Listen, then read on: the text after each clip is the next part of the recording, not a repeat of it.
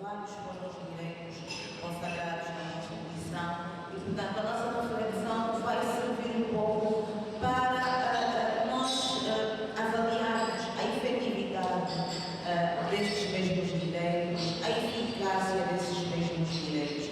Eu agradeço a presença de todos uma vez mais e passo a palavra ao governador.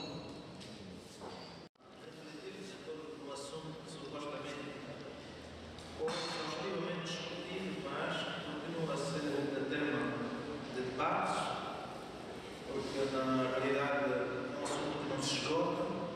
O facto de discutirmos até a exaustão não pressupõe que esteja esgotado, e é nessa perspectiva que estamos aqui para sindicar ou não, para olharmos para aquilo que a Constituição prevê e aquilo que é a nossa realidade. Fui desafiado pela Open Society para sindicarmos em que medida que esses direitos, o acesso à informação e o direito à informação, estruturantes para a nossa democracia e qualquer outra, têm sido materializados à luz da Constituição da República de Angola e de um Estado plural ou de um Estado sequer pelo menos plural. É uma abordagem que apresenta duas perspectivas, como a Tatiana disse. Parecem iguais, mas não. A primeira das quais prende-se com o acesso à informação, sobretudo aquela que é relevante ou que possua interesse público. É um direito que assiste a todo cidadão de não ser surpreendido pelas decisões estatais que possam de repente alterar a sua vida, não sendo execuível a cada um, conhecer individualmente dessa informação. É a imprensa a quem cabe, ou é a imprensa a quem a sociedade delega esse papel, de ser informado com verdade, independência, objetividade e todos os acontecimentos nacionais e internacionais, assegurando o direito dos cidadãos à informação correta, imparcial, tal como estabelece a linha C do artigo 11 da Lei de Imprensa, a Lei nº 7/6 de 15 de maio. Examinando esse conteúdo, sem grande exercício, pode-se concluir que a imprensa não só não informa sobre todos os acontecimentos nacionais, como tem dificuldades de observar a imparcialidade, a objetividade e a isenção. Por um lado, porque enfrenta grandes dificuldades para obter a informação, devido ao que acontece no Parlamento, em que os jornalistas não são permitidos a estar presentes na sala na qual os deputados escolhem assuntos que dizem respeito a todos. São confinados a uma sala e acompanham as sessões a partir do televisor, e no final de cada sessão não sabem quem votou a favor ou quem votou contra, porque o monitor à disposição dos jornalistas está orientado apenas para apresentar uma bancada na votação. Por outro lado, a imprensa, sobretudo a estatal, porque essa tem a responsabilidade de tratar-se de uma imprensa de todos, tem dificuldade de se vincular aos princípios da imparcialidade e isenção, e só informa acontecimentos de quem governa e não dos governados. Ignora eternamente o pluralismo da ideia e não tem preocupações com o contraditório, que acaba por oferecer uma informação sem qualidade. A qualidade a que nos referimos reside precisamente na pluralidade da ideia sobre o mesmo acontecimento. É o contraditório que enriquece a notícia e não a notícia em si. Quando o governo anuncia reajuste dos salários da função pública, pode aparentemente ser uma boa notícia. Mas se uma voz que está no governo disser que o reajuste salarial não resolve o problema da perda do poder de compra dos cidadãos, seguramente essa notícia tem maior validade. Portanto, se a imprensa não informa sobre todos os acontecimentos, nem o faz com imparcialidade, isenção e verdade, não se cumpre o direito de informar, nem dos cidadãos de serem informados, tal como indicou o artigo 41 da Constituição. Importa ainda saber se o jornalismo que a imprensa estatal oferece reflete a qualidade e a capacidade dos profissionais que trabalham no Nacional de Comunicação Social. Garanto-vos que não. nem uma coisa nem outra. Reflete primeiro a vontade dos responsáveis do órgão, que tudo fazem para manter os cargos, e depois a vontade de quem governa dever tudo cor-de-rosa. Portanto, a imprensa estatal está mais ao serviço de quem governa do que dos governados.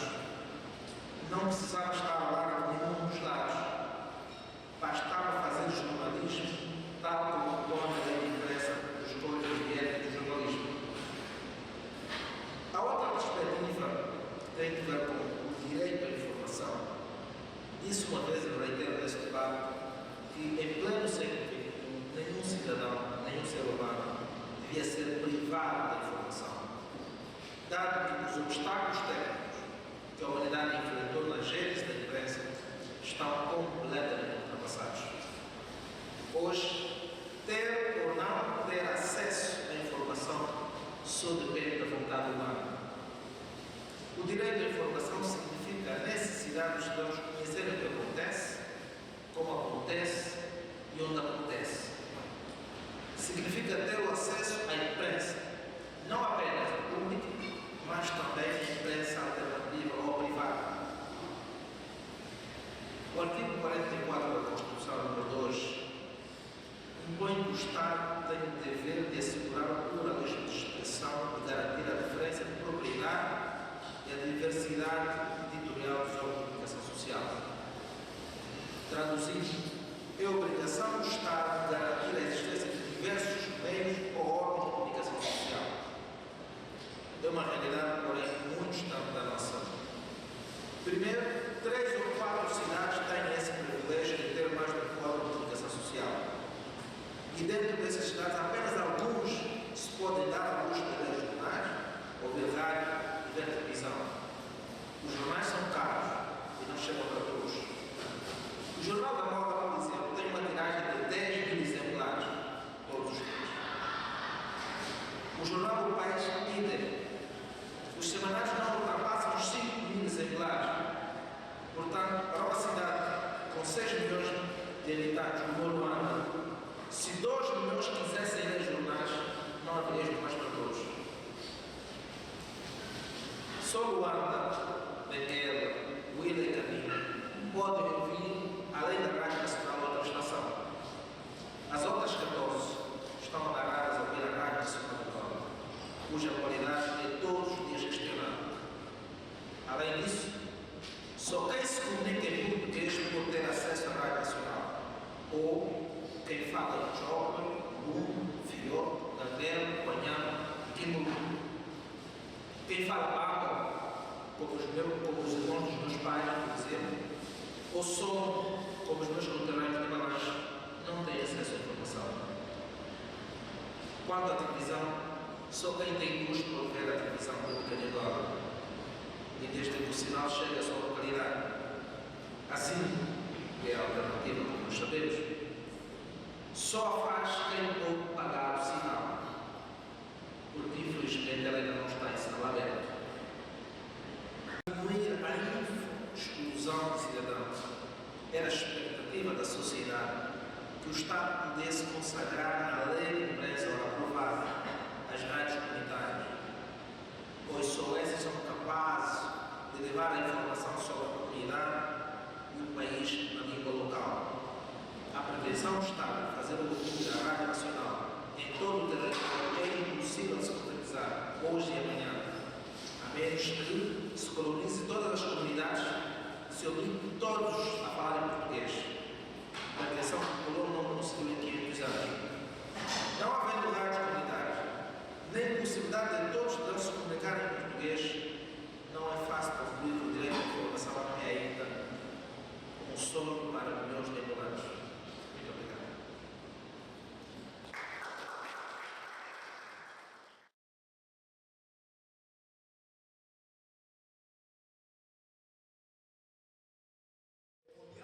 Direito de acesso à informação.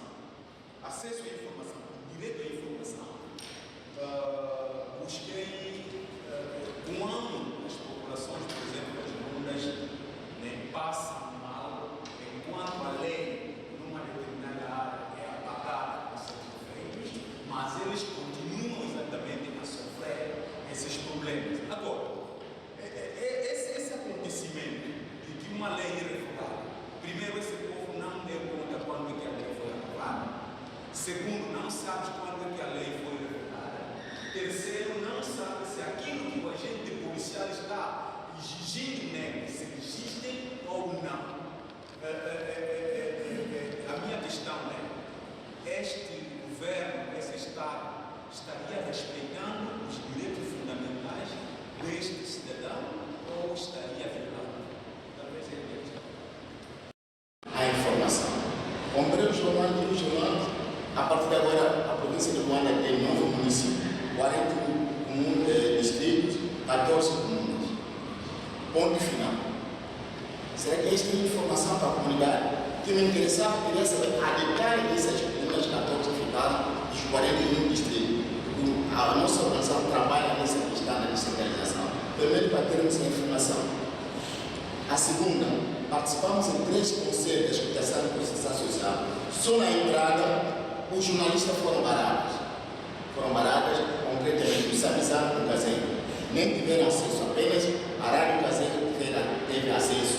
E para Samizar foi jornal na mão. Mas jornalistas bem identificados não tiveram acesso.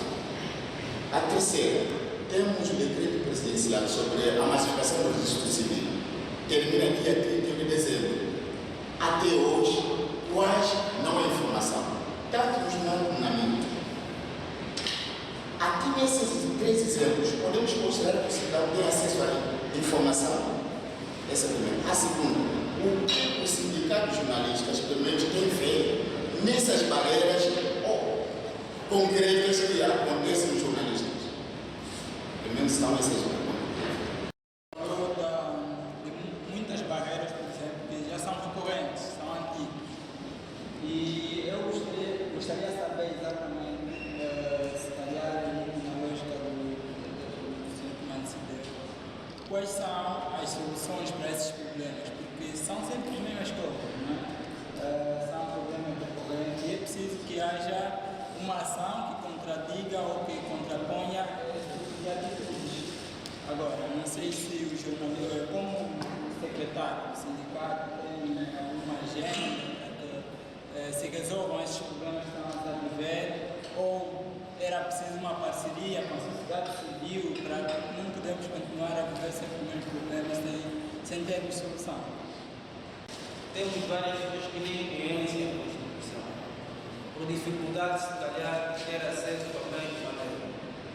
E quando cometem crimes ou cometem ilicitudes de natureza, leis que não conhecem, na mesma são julgados, porque este princípio diz que a ignorância não afasta ninguém daquilo que estão as leis sancionam. Então, qual tem sido os papéis do sindicato, não estão caminhos, ou que conselho poderá nos dar para nós tentar nos engajar mais nessa matéria, no diz respeito ao acesso à informação.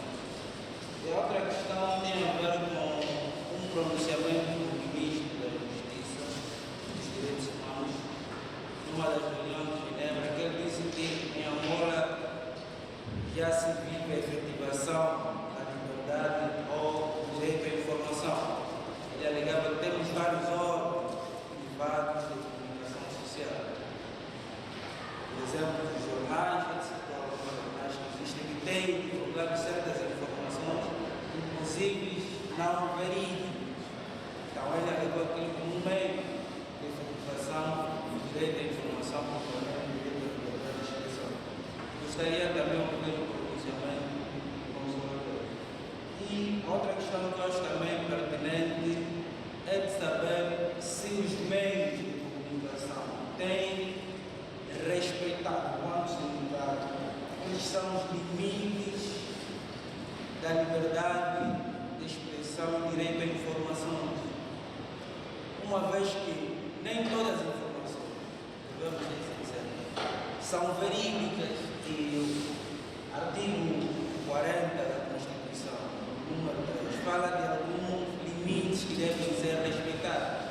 Eu penso também que muitas das vezes não se respeita esses limites, como a questão da reputação, a honra, bom nome dessas mesmas entidades, dessas mesmas pessoas, como é que tem sido o pronoscópio, como é que tem sido o parecer do sindicato nessas questões?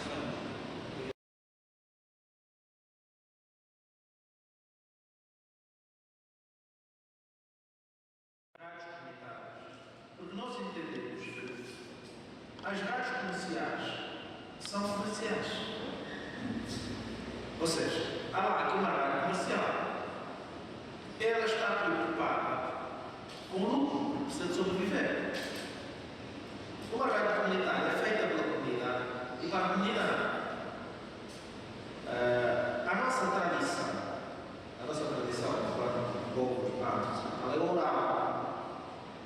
E a rádio coincide exatamente com a nossa tradição. Por isso é que nós achamos que a rádio é o principal meio de comunicação social na nossa sociedade. Por isso é que nós insistimos que a rádio comunitária seria capaz de materializar exatamente o acesso à informação. O exemplo que acabei aqui de citar, como é que uma pessoa, e não é escândalo para nenhum de nós, pelo menos não nascemos em Luanda, eu não nasci em Luanda, nasci em Malange, mas também reparti a minha vida entre Malange, um pouquinho e as lutas, as zonas de Chapeleira. Eu conheço gente que não fala português. Não fala português. Como é que essa pessoa pode ter acesso à informação? Se a Rádio Nacional só tem 7 ou 8 pessoas, 7 ou 8 línguas que dizem ser nacionais, mas que são regionais ou locais. Como é que ela pode ter acesso à informação? Ainda que tenha o dispositivo, ainda que tenha como rádio, ainda que esteja a ouvir o rádio, se essa rádio não fala a língua dela, ela não tem acesso à informação. Portanto, é um problema gritante. Dei aqui um exemplo do ministro que falava, agora para responder a do ministro que falava da existência de vários órgãos de comunicação social. Luanda tem 6 milhões de habitantes. O principal jornal do país, que é o Jornal da Angola, só imprime 15 mil exemplares. 15 mil quer dizer que só 15 mil pessoas é que podem ler o jornal. O Jornal do País, que é o outro semanário, só imprime 10 mil exemplares, temos 25 mil exemplares. Se 2 milhões ou 1 milhão de pessoas quiserem ler os jornais, não temos jornais para todos. Não há. O que é que o sindicato pode fazer? Denunciar exatamente essas manobras. Por que é que não interessa o Estado ter rádio? Estamos no âmbito da centralização. Informação é poder. Tão simples quanto isso. Quem controla a informação, controla a gestão do país. Isso é líquido. É tão líquido quanto isso. Não interessa a quem nesta altura governa existir rádios que não sejam do seu controle. Houve uma tentativa de se ensaiar rádios que são chamadas comunitárias, mas que não são rádios comunitárias, Rádio Gazeta, Rádio Viana, Rádio Quiquaca, Rádio Nacional. Aqui não são rádios comunitárias. São extensão da Rádio Nacional, só que as 13 horas todas entram em conexão. E mais, não basta existir 3, 4, 5 órgãos de comunicação social. Se você tem a TPA, o Jornal da Angola, a Rádio Nacional da Angola e a Angola a falarem a mesma coisa, ainda que fossem 10 órgãos estatais, não estariam a cumprir com o direito à informação. O direito à informação não significa apenas saber o que o Estado faz, mas tem que saber que, além do Estado, quais são as outras pessoas que pensam ou que avaliam a gestão do Estado. Se essas pessoas não têm a possibilidade de aparecer na mídia, essa informação é uma propaganda, não é uma informação jornalística.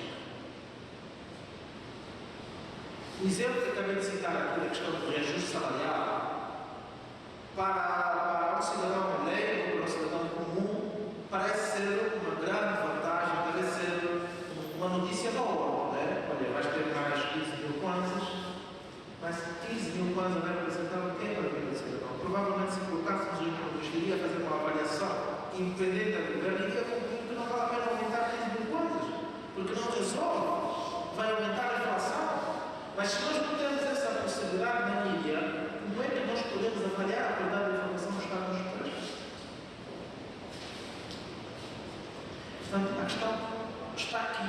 Podemos ter 10, 15 órgãos de comunicação social, mas não basta para nós avaliarmos, não basta para dizer que temos acesso à informação. Sim, temos acesso na medida em que nós assistimos a televisão, temos acesso na medida em que nós ouvimos a rádio, mas não temos acesso à informação na medida em que esta informação não tem o contra a pluralidade. É necessário que exista isso. É necessário, porque não é possível. Dizia também que nas outras realidades, canais como a televisão pública de agora, têm preocupações com o serviço público. Peço-vos para fazer um exercício. Olha a televisão Bandeirante. Não sei se têm visto a televisão Bandeirante. Alguém vê Bandeirante? O trabalho que a televisão Bandeirante faz é diferente da Globo. Porquê? Porque a Globo é uma estação de televisão comercial. O trabalho que a televisão Bandeirante faz é um trabalho de serviço público. Educar o cidadão sobre todas as perspectivas, sobre tudo. Por exemplo, como é que é possível que os órgãos de comunicação social não falem sobre o Orçamento Geral do Estado? Não discutam exaustivamente sobre o Orçamento Geral do Estado. O orçamento fica ali entre os deputados, aprova-se o orçamento e depois nós não sabemos nada. Não temos participação. Como é que é possível?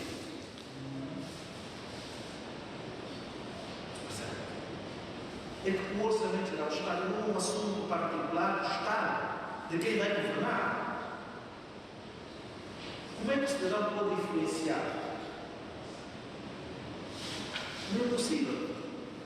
Porquê? Porque é uma coisa que sai do Ministério das Finanças, que representa o Poder Executivo, coloca-se à disposição dos deputados, os deputados agerem, discutem entre eles, aprovam e depois aprovam. Acabou. E aí depois dizemos, olha, vem a DPA, vem a Nacional, e dizer, olha, o Orçamento Geral do Estado foi aprovado por 14 votos contra, 2 a favor e 7 abstenções. E pronto.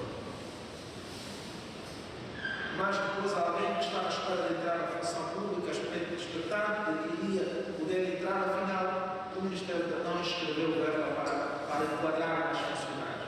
Quer dizer, são essas informações que nós não discutimos hoje no governo, que nós não permitimos, por exemplo, que além da voz governamental dos iguais de outras, fazem com que o cidadão esteja mais ou menos informado. É isso. Alguém falava sobre os limites da liberdade de imprensa, a informação. Olha, é uma pena que o nosso saiu, mas entendo que os nossos juízes têm de trabalhar no conceito da liberdade de imprensa. Se eu disser que o Ministro da Justiça é incompetente porque os tribunais, por exemplo, não têm condições para estarem a funcionar, eu não estou a ofender a palavra do Ministro. Eu estou a fazer uma prestação, estou a fazer uma crítica à prestação do Sr. Ministro. É normal eu poder considerar competente ou incompetente. Se eu digo que o Ministro da Justiça é competente, ele não fica satisfeito. Fica. Mas se eu disser que é incompetente, ele fica. Porquê? Estou a difamar o mundo. Onde é que a obra do Ministro é atingida aqui? Estou a falar do Ministro. Não estou a falar do cidadão Mangueira. O cidadão Mangueira não me interessa. Mas o Ministro me interessa. E eu posso criticar o Senhor Ministro. Dizer que o Senhor é incompetente para ocupar este cargo. Dizer que o Senhor, por exemplo, ao invés de vamos imaginar, ao invés de gastar milhões de dólares para comprar máquinas, para que tal, devia eventualmente investir para que mais pessoas pudessem ter acesso ao bilhete de identidade, por exemplo. Posso dizer que o Sr. Ministro é incompetente porque não consegue colocar à disposição de mais de 15 milhões de dólares para fazer bilhete de identidade. Não se pode falar do Ministro. Mas se o Sr. Ministro for ao tribunal entender que esta minha prestação é uma difamação, os tribunais são capazes de condenar os jornalistas. Vou-vos dar a exemplo. Houve um jornalista da capital que foi condenado por porque disse que o património das Forças Armadas Angolanas estava a ser privatizado. Olha, quem tiver ido ao Chipre, conhece o Chipre, claro. Quem for aí ao Chipre, nasceu aí um edifício. Aquele era o espaço das Forças Armadas, certo? Como é que se transferiu aquela propriedade da esfera privada da esfera pública para a privada? O juiz que condenou não quis saber disso. Quando a lei impõe que os juízes não se bastam com a acusação que chega ao tribunal, compete aos juízes que têm essa liberdade de também buscar a verdade material. E a verdade material pode ser uma iniciativa do juiz. O juiz não quer saber. Quem for a hoje havia um campo aí junto à praça, quem estivesse aí para a praça dos Contos, havia um campo enorme que era um quartel. Depois passamos a ter aqui na esfera primária, a estrada estava a funcionar. Aqui na Rogéria, por exemplo, há empresas a vender imobiliários, alumínios e tal. Como é que aquela empresa chinesa foi admitida a estar a trabalhar ali? Há salões de festa dentro do salão da Rogéria. Quem é que privatizou isso? Ao juiz não compete dizer isso. Compete julgar os jornalistas e condenar os jornalistas. Portanto, não é. Entendo que o conceito de liberdade de imprensa dos nossos juízes é restrito, completamente restrito. Agora, eu se disser que a senhora ministra da Promoção e da Mulher não é exemplo para o país, não estou a ofender a senhora. Não estou a criticar a senhora ministra. Porque se ela não fosse ministra, provavelmente não me interessaria. Como não me interessa com tantos cidadãos que andam com 3, 4, 5, 8 homens, não me interessa, não dizem nada para mim. Mas a ministra, que supostamente tem que ser o espelho, não pode ter um comportamento desviante. Se tiver um comportamento desviante, eu posso criticar. Não é a honra, não é ofender a honra da informação. A fronteira entre a honra de uma figura pública, ou seja, escrutinarmos até onde vai a ofensa da honra de uma figura pública é difícil, é um exercício completamente difícil, porque eles se expõem a isso. Dizia um juiz português do Tribunal da Relação que absolveu um jornalista público de que, nos mesmos termos em que os ministros têm tantas regalias, também, e logo a partir do momento que eles têm tantas regalias, também se expõe a críticas diferentes ou tão mais intensas do que qualquer outro cidadão. Porque ser ministro é um privilégio. É verdade que está na serviço, mas é um privilégio porque tem tudo isso. Os mesmos termos também arcam com essas consequências todas. Agora, claro está que temos um jornalismo que também não nos favorece, não nos ajuda, não nos identifica a qualquer classe. Todos os finais de semana nos vemos alguns jornais com capas que não têm nada a ver. Não sei se podemos considerar que é jornalismo, mas qual é o problema de tudo isso? O problema é que nós não temos a autorregulação a funcionar. Hoje, se alguém quiser ser jornalista, basta gostar, basta ter um dia na rádio, basta ter um dia na televisão, e o jornalista também há. Pode escrever. Porque o dia que passa o cartão que te habilita, que te permite apresentar-se como jornalista, ninguém mais pode. Você pode ser. Olha, esta ausência de autorregulação, por exemplo, de obrigar as pessoas a terem carteiras profissionais ou outros documentos que permitam que eles respeitem, por exemplo, os códigos de ética e ideologia, permite que dentro da própria classe também haja alguns que não estejam todos justos com o próprio.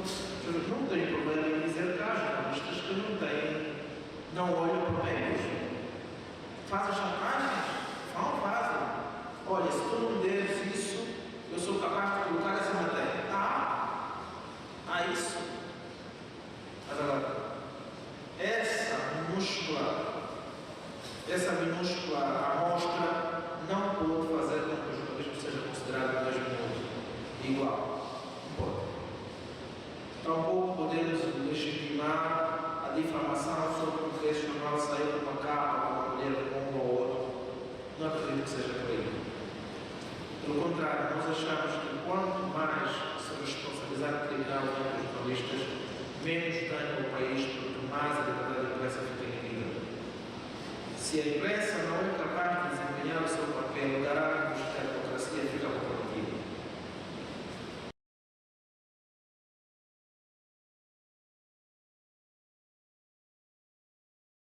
Quem tem acesso à informação? Fez esta caracterização geográfica, mas me refiro a uma caracterização do extrato de pessoas, que inclui acesso à língua, os livros. Gostaria de ter uma apreciação sobre isto, porque isso ajuda-nos também a atuar de forma diferente para a agência. O pacote da comunicação social, que mecanismos oferece para que se possa monitorar isto, se possa diminuir isso? Alguma experiência que tu tens de outros países, de outras realidades, como é que se pode atacar isto? Porque isto está a desvirtuar o país, está a desvirtuar a moralidade e a participação do cidadão. Eu vi a notícia de hoje no Jornal da Hora, aumentou a cesta básica. Isto por não dizer outras notícias que todos os dias, se tu colocas, tu vês, eu tenho o Conselho de Ministros e depois tenho os órgãos de comunicação social. Os órgãos de comunicação social, os ministros, inclusive, já nem se preocupam em realizar os projetos, porque a comunicação social vai criar a convicção do cidadão de que isto já existe. A oportunidade que eu tenho, não sei se a maioria dos jornalistas que nós temos na nossa praça, trabalha em órgãos que estão diretamente relacionados com o Estado, ou estão independentes. E se isso, a minha percepção é que a maioria trabalha em órgãos diretamente do Estado, e se isso não é uma limitação também na própria capacidade de intervenção, capacidade interventiva do próprio sindicato. E se assim é, não está aqui também em causa, e há que fazer uma reflexão interna e uma meia-culpa, questões do foro de ética e de deontologia possam estar a ser em toda esta instância, mas por todos os jornalistas. Não vou resolver isto. Será também um problema primário, interno da própria classe. Como se posicionar perante estas questões, uma vez que tem essa influência do Estado e ela própria. Não se libertam disso, portanto, não cumprindo com as regras de deontologia e ética que eu desconheço, mas presumo que não será muito diferente daquilo que eu tenho que seguir na minha posição enquanto advogado. Isso, como disse, Daniela, que tem a lei da Rádio Nacional, tem a Rádio Morena, agora a Rádio Mais. Temos a UINA, que tem a Rádio 2000, a lei da Rádio Nacional. Temos Camila, que tem, além da Rádio Nacional, a Rádio Comercial. E temos Luanda, com todas as rádios que nós conhecemos. Porém, só a Rádio Nacional é que vem fora do ano. Sabe? Só a Rádio Nacional é que vem fora do ano. Dizia o Estado fez um estudo, ou apresentou, pelo menos, os seus projetos da comunicação social, em que localidades é que estava. Okay? Em que localidade é que está? Nós inferimos isso no sentido contrário. Se o Estado não está aí, as pessoas não têm acesso à informação. Não têm acesso à informação porque só a Rádio Nacional é que chega lá. O Jornal da Hora nem sai do lado sequer. Sai para algumas administrações, sai para alguns governos que têm contrato, mas sai em 10, 15 jornais que ficam basicamente na administração. Os jornais, alguns artistas que compram jornais não podem vender no ano, conseguem levar para algumas cidades, eventualmente até hoje o problema das estradas chega no dia seguinte, os jornais. Aquelas cidades que têm voos diários ainda conseguem ter o jornal agora 2, 3, 4 horas depois para quem está em Luanda, por exemplo, consegue ler. Quem fala do jornal agora fala, por exemplo, do jornal do país. Dos semanários, não há essa possibilidade. É tão fácil como isso. A TPA, esse estudo também mostrou de facto em que localidades em que a TPA estava instalada, quais são as pessoas que podiam ter acesso à TPA.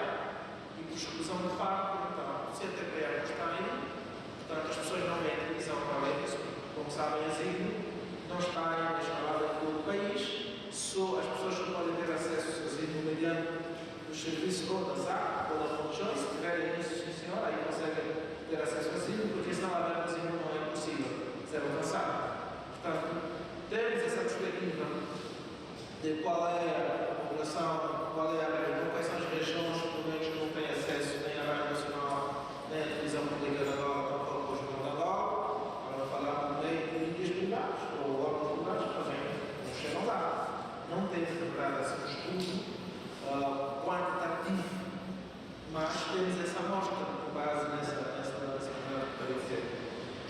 Mas concordo consigo em relação à transformação dos projetos em factos. Mas é exatamente essa a ideia do governo. Se vocês virem, a Rádio Nacional depois do noticiário passa assim um programa, Angola caminho escuro. Tem visto? A Rádio Nacional, depois do noticiário das 13, está a passar agora um programa, Angola caminho escuro, que fala das fazendas, mas as mesmas fazendas. Ok? A Rádio Nacional e a TPA, a Rádio Nacional diz isso, caminhos seguros, não sei qual é o programa, mas é igual, é exatamente idêntico. Depois do telejornal. Telejornal. Às terças. Exatamente, qual é o programa que o mesmo parece, eu acho que faz. Angola hoje. É igual hoje, não é? Hoje, Angola hoje. O Jornal da Angola tem também agora um suplemento exatamente para mostrar isso. Estamos aqui na presença não de uma informação, mas de uma propaganda que em princípio devia ser sequer apresentada aos jornalistas, porque a lei diz que o jornalista não pode fazer simultaneamente jornalismo de propaganda. Aquilo é uma comunicação institucional.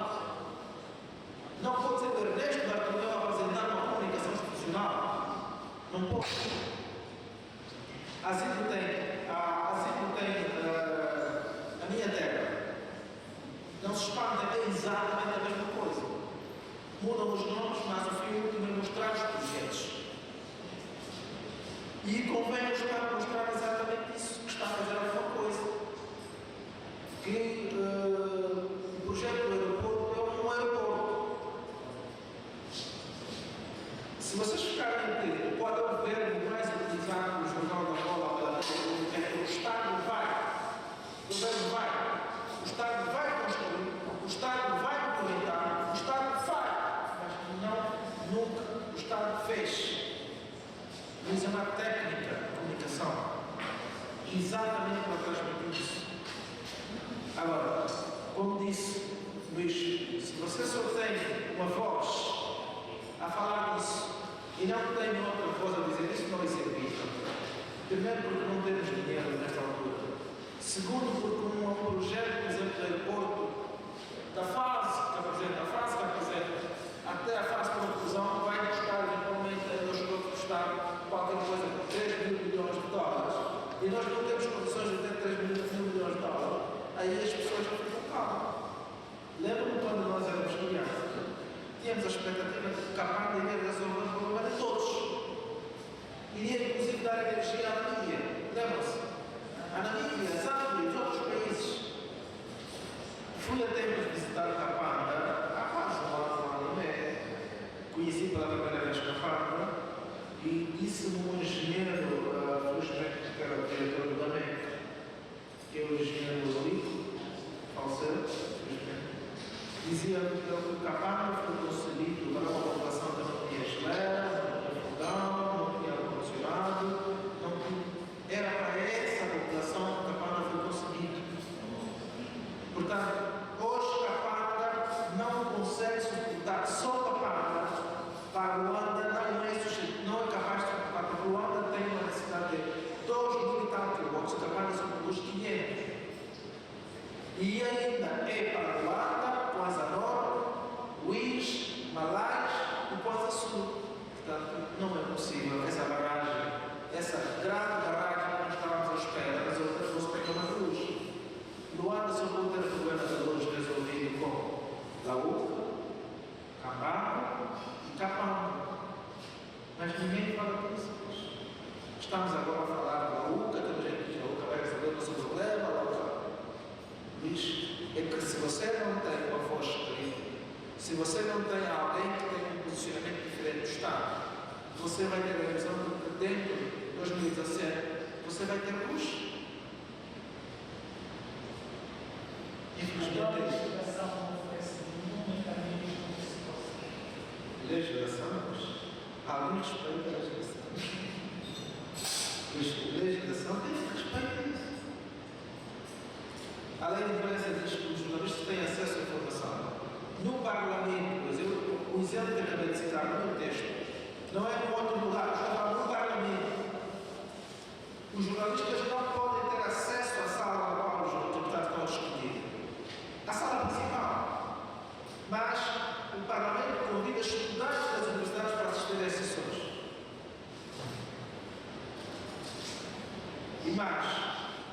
quem governa, os deputados do MPLA, raríssimas vezes aceitam falar. E o que acontece, isso não é anedota, na verdade, o que acontece é que se o jornalista que trabalha no Jornal da Angola ouve apenas deputados da oposição, ou dos partidos que estão na oposição, sobre uma determinada matéria, e não traz a oposição, então essa informação não é pública. Essa informação não é publicada. É a realidade. Infelizmente é essa a realidade que estou a escrever. Bom, em relação ao papel legislativo da comunicação social, se trouxe, traz uma brecha mais para a nossa atividade. Na verdade, vai poder resolver a questão da autorregulação, disciplinar um pouco. Mas não tenho a ilusão de que se resolvam os problemas que acabei de citar, porque estes problemas são políticos, não são sequer profissionais. Disse no meu texto que não é o que o jornalismo das empresas de comunicação social fazem, não reflete nem a capacidade com pouco a vontade dos jornalistas. Faça um exercício. Muitos quase vão para a rádio inglesa, numa altura em que a rádio inglesa era de fato a rádio inglesa. Lembram-se da rádio inglesa em 1997, 98? Sim. Esses jornalistas que andam lá e nos quase manifestam, ou chamam coisas, e tal, estão agora a aprender, não desaprenderam. Não desaprenderam. Estão amarrados àquele ambiente da empresa no qual as pessoas trabalham. Eles só têm duas opções. Ou trabalhar e aceitar o ambiente que a TPA lhe oferece para exercer a profissão, ou abandonar. E não há muita gente disposta a abandonar, nesta altura, um órgão de comunicação social público. Porque pode atrasar o salário, mas amanhã paga-se. Eu não tenho garantia de que amanhã, se for trabalhar para um jornal privado, o patrão vai ter dinheiro para o pagar. Porque as igrejas que suportam os órgãos de comunicação social pública, sobretudo as rádios, podem não depositar o dinheiro amanhã, depositar no dia 25, quantos dias depois da contribuição. Ou seja, eu não tenho garantia que o patrão não vai pagar. Estamos exatamente um pouquinho neste dilema. Se eu quiser exercer a profissão tal como tal como se impõe na lei, se impõe os dois de tecnologia, eu só tenho uma coisa, sair dos órgãos públicos. Porque internamente não vou fazer nada. Porque a lei diz o seguinte: quem determina o conteúdo final é o diretor. Ainda que eu faça um conteúdo imparcial, se o diretor entender que este conteúdo não deve entrar na edição ou na ação, eu não posso, não tenho como. Houve situações de colegas meus que enfrentam o processo disciplinar, exatamente porque eu lembro que eles fez uma entrevista com o então Ministro do Comércio,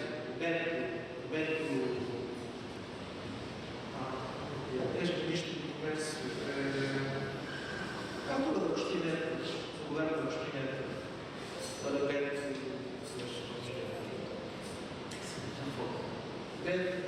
coisa, ele fez uma entrevista, agora não vai falar um pouco dele, ele fez uma entrevista sobre o Ministro do Comércio que teve um posicionamento crítico. Essa entrevista não entrou no Jornal da Angola. O que é que ele fez? Ele entregou a entrevista à capital publicou essa entrevista e no dia seguinte o jornal estava no processo disciplinar. Por quê? Porque o Jornal da Angola disse: olha, você entregou a entrevista, mas completamente decidido quando é que a entrevista deve ser publicada. Eu não disse assim que eu não ia publicar a entrevista, mas isso tinha passado mais de um mês sem qualquer satisfação aos jornalistas.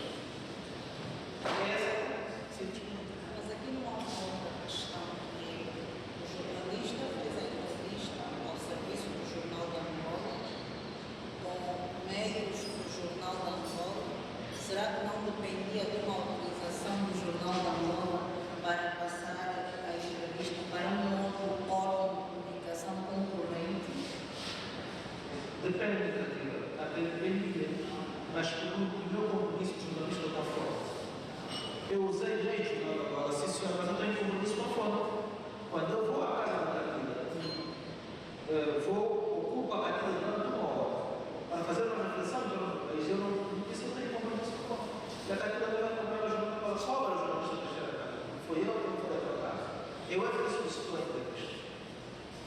E como é que os juristas ficam perante quantos de vocês já consideram a entrevista, depois da entrevista não aconteceu e ficaram completamente desapontados? No dia seguinte vocês não aceitam dar entrevista aos jornalistas. Percebe? Se eu voltar à tua casa da Tatiana no dia seguinte, mas não, eu tenho uma entrevista há um ano e você não publicou agora, quero mais uma entrevista. Percebe? Eu tenho que salvaguardar esse interesse, no fundo. E porque a estratégia dos órgãos de comunicação social exatamente é essa. Já que eu não posso publicar dentro dos órgãos de comunicação social, há aqueles jornalistas que são considerados refúgios. São aqueles que não aceitam. São aqueles contra os quadros e os diretores não podem diretamente dizer eu não vou publicar isso. Tenho de fundamentar isso e mais aquilo, e mais aquilo, e mais aquilo. Mas como não tenho de fundamentar, recebo a entrevista, simplesmente não publico. E os jornalistas fazem isso. Teve problemas. Infelizmente. É essa a situação que se coloca. Portanto, nós não temos muitas alternativas para podermos fazer isso. Ou seja, para podermos livrar dessa teia na qual nós estamos aqui. Não temos. Muitos jornalistas abandonaram os órgãos de comunicação social em 1942 e foram fundar os seus próprios órgãos de comunicação porque não concordavam com os jornalistas que se faziam nos órgãos de comunicação estatais. O Américo Gonçalves, o Graça Campos, o Adriano dos Santos, todos esses foram fundar jornais porque não concordavam com os jornalistas que faziam. O que aconteceu? Sim, senhor, 3, 4, 5, 6, 7, 8 anos. Quando o Estado entendeu que esses jornais eram cômodos, orientou as empresas de comunicação, orientou as principais empresas que financiavam, que colocavam publicidade para não mais colocar publicidade. O que aconteceu? Os jornais encontraram-se numa situação de insolvência, falência.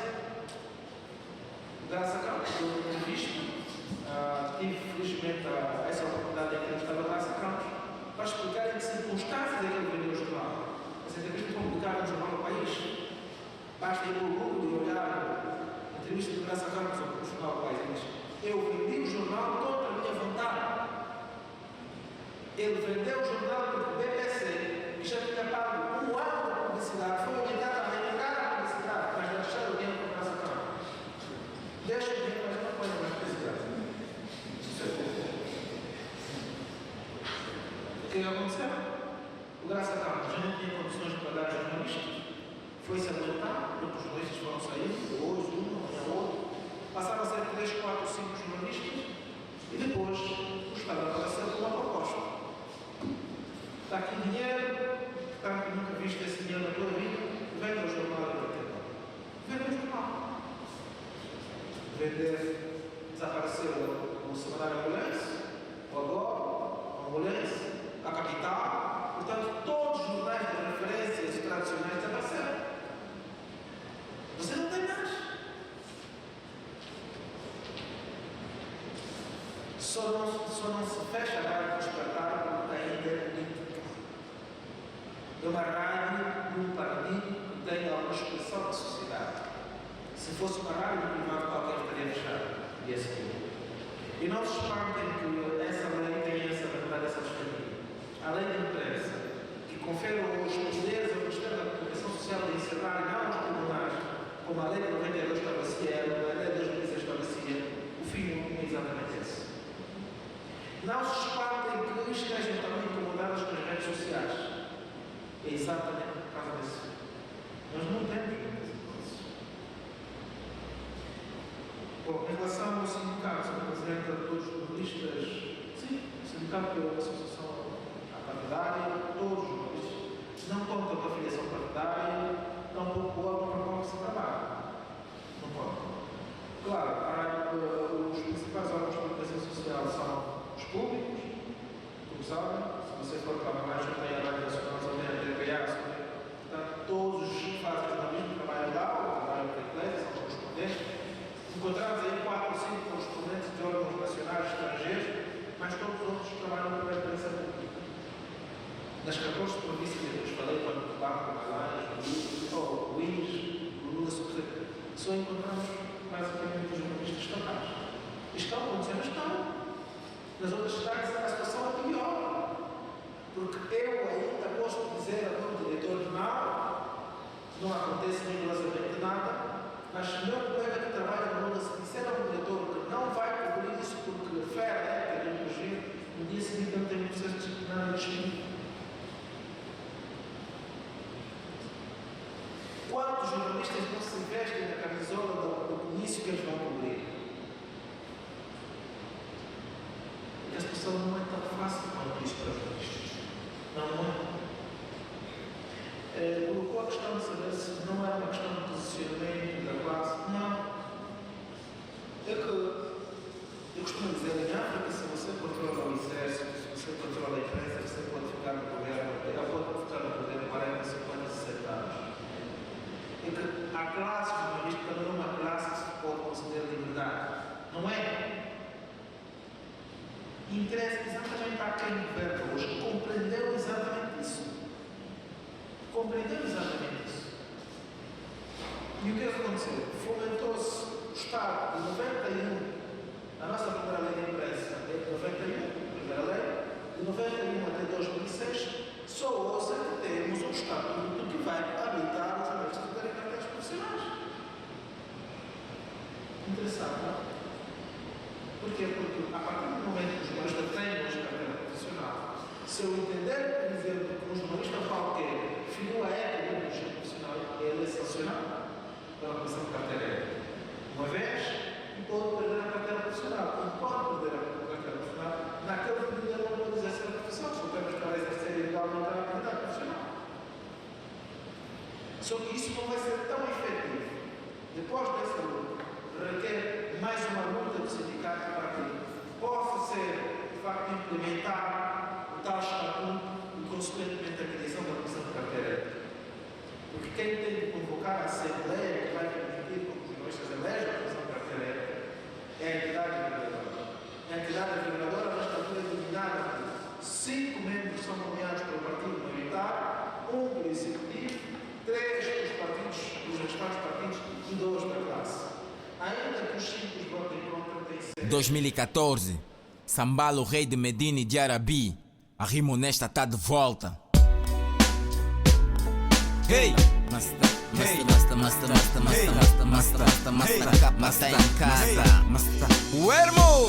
Constituição salazarista, leis draconianas, vítimas da impunidade reinante na guarda republicana. Vida minha, vida tua, porque estimou querer. Quem caminha na contramão vira refeição pra jacaré. Alves Camulim aprendeu que em democracia reivindicar seus direitos sem o atentado à soberania. Eles temem os teus sonhos, perseguem-te a toda parte, tal qual o descendente do regime de Napoleão Bonaparte. Analistas sem moral, políticos por um cheque. Belarmino, Luvalo, Malna Voloneque aprenderam a ser cortesãos da forma mais sombria, e que para ter um lugar ao sol tem que adular como Garcia. Déspotas esclarecidos ou monarcas iluminados, igreja instrumentalizada enquanto o clero é subornado. É a extinção do fascismo e o fim do governo do povo, o levantamento das armas em prol do Estado Novo. A mentira nas escolas, na família e no governo, a mentira no discurso do deputado escondido no terno, a violência no polícia que é suposto manter a ordem pública, a enfim mentira até no hino da res pública. Liberdade me tu moro, Angola faz só de um coro. Democracia é um balão de soro, nós somos carnes do matadouro. Liberdade me tu moro.